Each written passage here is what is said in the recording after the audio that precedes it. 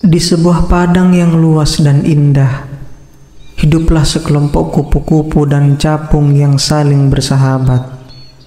Mereka berbagi cerita, bermain, dan menari bersama di antara bunga-bunga yang mekar.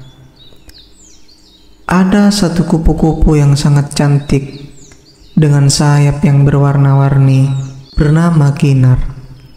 Sementara itu, di antara para capung, ada seekor capung yang penuh energi dan spontan yang disebut Cepi. Kinar dan Cepi selalu menonjol karena keunikan mereka masing-masing. Kinar dikenal karena keindahan sayapnya yang memikat mata siapa saja yang melihatnya. Di sisi lain, Cepi terkenal karena kecepatan dan aksi akrobatiknya yang hebat saat terbang. Suatu hari, lembah mereka diserang oleh koloni semut yang ingin mengambil alih tempat itu untuk dijadikan sarang baru mereka. Semua kupu-kupu dan capung sangat khawatir. Mereka tidak tahu harus berbuat apa karena semut-semut itu sangat banyak dan terorganisir dengan baik. Kinar yang biasanya diam dan pemalu tiba-tiba mengambil inisiatif. Dia terbang tinggi dan melihat pemandangan dari atas, mencoba mencari kelemahan koloni semut.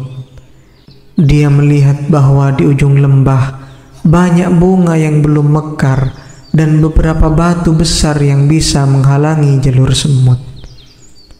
Dia kembali dan memberitahu rencananya kepada Cepi dan yang lainnya.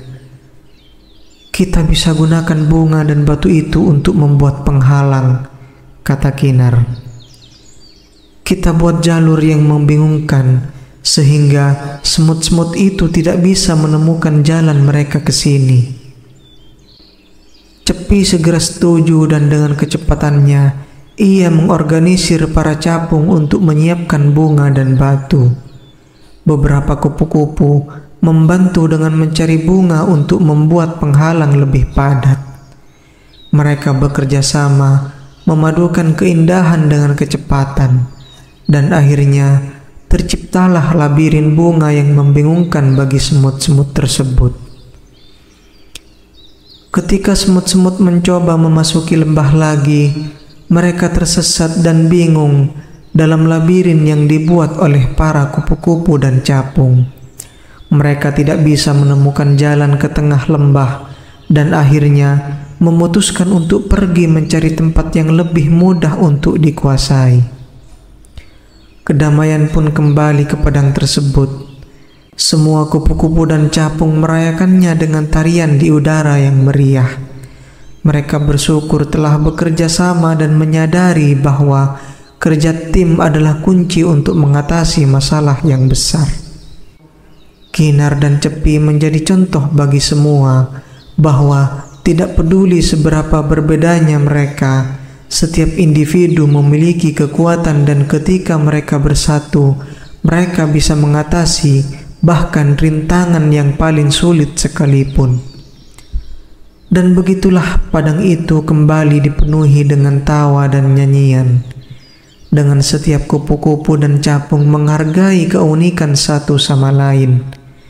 Mereka hidup lama dan bahagia, mengingat pelajaran berharga tentang persahabatan, keberanian, dan kerjasama.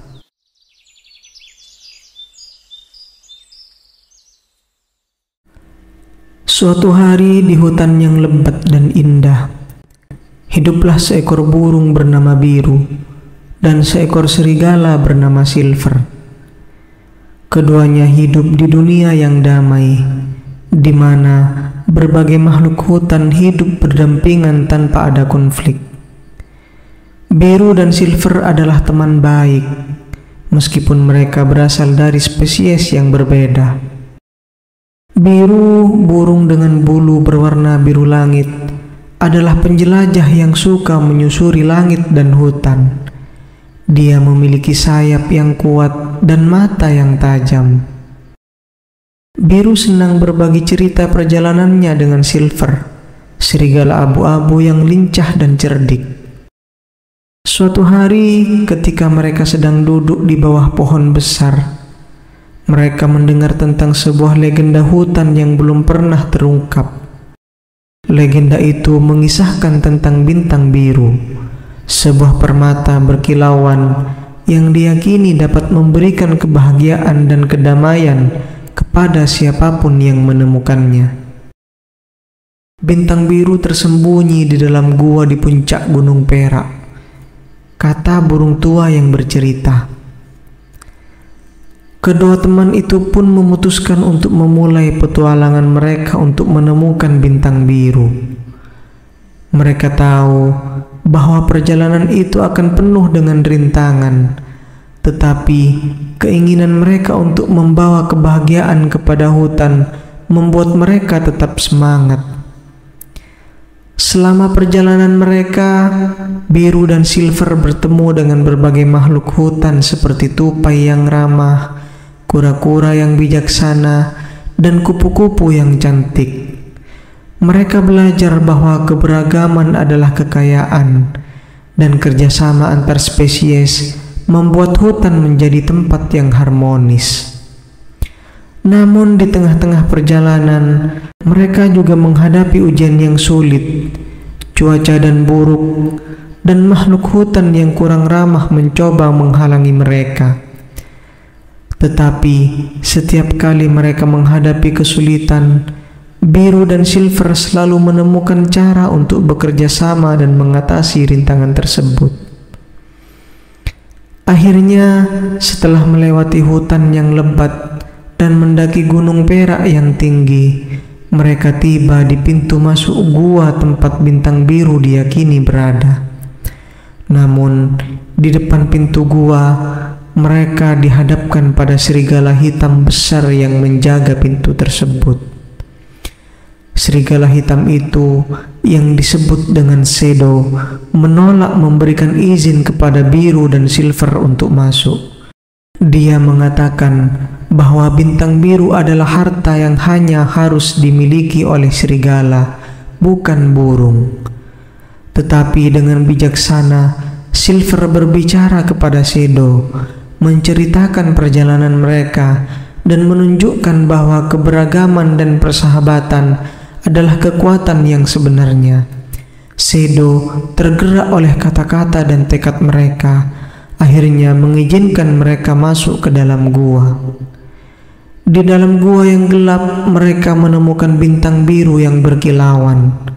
Begitu mereka menyentuh permata itu, secercah cahaya biru melingkupi mereka. Bintang biru memberikan kebahagiaan dan kedamaian kepada hutan, membuatnya lebih indah dan damai. Biru dan Silver kembali ke hutan sebagai pahlawan, membawa cerita petualangan mereka dan membuktikan bahwa keberagaman dan persahabatan dapat mengatasi segala rintangan. Hutan pun menjadi tempat yang lebih indah, di mana semua makhluk hidup bersama dengan harmonis dan saling mendukung. Dari hari itu, legenda tentang Biru dan Silver menjadi inspirasi bagi semua makhluk hutan, mengajarkan bahwa kerjasama dan persahabatan dapat mengatasi segala hal, dan keberagaman adalah kekuatan yang membuat dunia menjadi lebih kaya. Dahulu kala di tepi sebuah danau yang tenang dan subur, terdapat sebuah padang lumut, di mana kodok-kodok kecil bermain dan bersenandung bahagia di bawah sinar matahari yang lembut. Di tengah-tengah kodok-kodok tersebut, ada seekor kodok muda yang bernama Kobi. Kobi adalah kodok yang ceria, senang melompat dari satu daun teratai ke daun teratai lainnya, dan sangat dicintai oleh kawan-kawannya. Namun, di bagian lain dari danau yang sama, hiduplah seekor ular besar yang tua dan bijaksana bernama Bolar. Bolar tidak suka kebisingan dan sering merasa terganggu oleh kegembiraan kodok-kodok itu, terutama melompat-lompatnya Kobi yang ceria. Suatu hari, Bolar memutuskan untuk mengajarkan pelajaran kepada kodok-kodok berisik tersebut. Bolar mendekati padang lumut dengan sangat perlahan, tidak terdengar oleh kodok-kodok yang sedang asik bermain. Dia melingkar dan mendesis, sampai Kobi yang tidak menyadari bahaya melompat tepat ke hadapan Bolar. "Oh, kodok kecil," bisik Bolar dengan suaranya yang mendalam. "Apakah engkau tidak tahu cuaca hari ini terlalu cerah untuk melompat-lompat tanpa perhatian?" Kobi yang terkejut dan takut tidak bisa bergerak atau bersuara. Dia belum pernah melihat ular sebesar dan seberbahaya Bolar. Kami hanya bermain, Tuan Ular." Akhirnya Kobi menjawab, suaranya bergetar. "Aku mengerti, tetapi dunia tidak selalu seindah padang lumut ini," lanjut Bolar. "Bahaya mengintai di setiap bayangan, dan makhluk seperti aku bisa dengan mudah menjadikan makhluk kecil seperti engkau santapanku." Kobi yang merasa hikmat di hati Bolar berkata, "Jika engkau mengajarkan kepadaku cara menghadapi dunia yang bahaya itu, maka aku yakin semua kodok akan mendengarkan perkataanmu dan belajar untuk lebih berhati-hati." Bolar terdiam sejenak, menimbang-nimbang kata-kata Kobi yang penuh kejujuran tersebut. Akhirnya, ia mengangguk perlahan, memutuskan untuk membagikan hikmahnya. Selama beberapa hari berikutnya, Bolar mengajarkan kodok-kodok cara mendeteksi bahaya, mengenali tanah yang berbahaya untuk diinjak, dan cara bersembunyi dari pemangsa. Kobi menjadi murid yang penuh semangat, menyebarkan ilmu yang dipelajarinya ke teman-temannya dan menyelamatkan banyak kodok dari nasib buruk. Berkat Bolar, komunitas kodok menjadi lebih bijaksana dan hati-hati, sementara masih menikmati keceriaan alam mereka. Sedangkan Bolar, meski masih menyukai kesendirian, kini merasa sebuah kehangatan di hatinya, mengetahui bahwa dia telah membuat sebuah perbedaan yang positif di dalam komunitas kecil makhluk yang sebelumnya ia anggap hanya sebagai gangguan. Kobi dan Bolar, sang kodok dan ular itu, selalu mengingat pertemuan mereka dengan perasaan rasa syukur. Dan dari hari itu, danau yang subur itu tidak hanya dipenuhi oleh tawa kodok-kodok, melainkan juga oleh rasa saling menghormati dan kebijaksanaan yang dibawa oleh persahabatan yang tidak terduga.